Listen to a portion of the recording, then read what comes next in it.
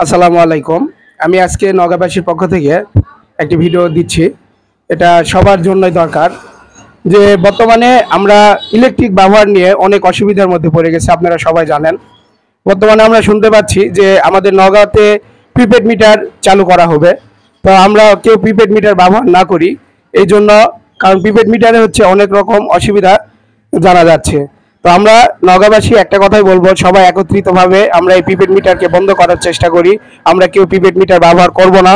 এই নিয়ে আমার একটাই দাবি যে আমরা সকলে মিলিতভাবে একটি কাজ করব যে আমরা প্রিপেড মিটার চাই না।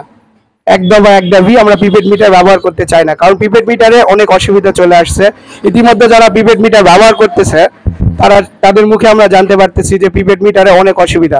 কারণ যা এক মাসে আমরা যে কারেন্টটা পুড়তাম, যে বিল আসতো আমাদের 1000 টাকা, প্রিপেড মিটার ব্যবহারের পর আমাদের বিল আসতেছে দ্বিগুণ।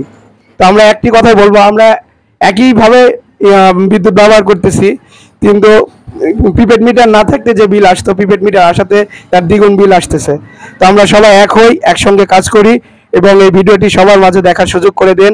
সবাই সবার মনে বলা নিই যে আমরা প্রিপেড মিটার ব্যবহার করব না। কারণ আমি যদি একাই দাবিটা করি তাহলে এটা হবে না। আমি সাধারণ জনগণের কথা চিন্তা ভাবনা করে এবং নওগাঁবাসীর সকল মানুষের কথা চিন্তা ভাবনা করে আমি এই উদ্যোগটি নিয়েছি যে আমরা সবাই মিলিতভাবে এক হই এবং এই প্রিপেড মিটারটি আমরা বন্ধ করি।